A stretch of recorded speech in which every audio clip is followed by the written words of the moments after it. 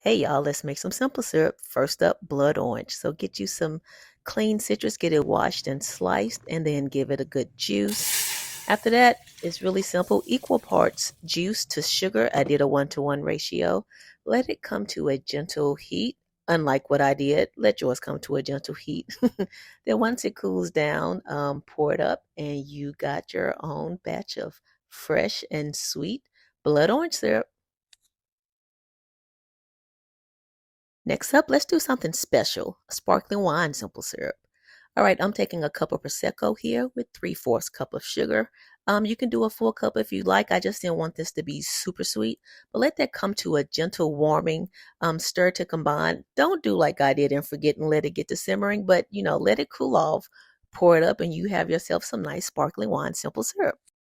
And last but not least, let's make an Earl Grey simple syrup.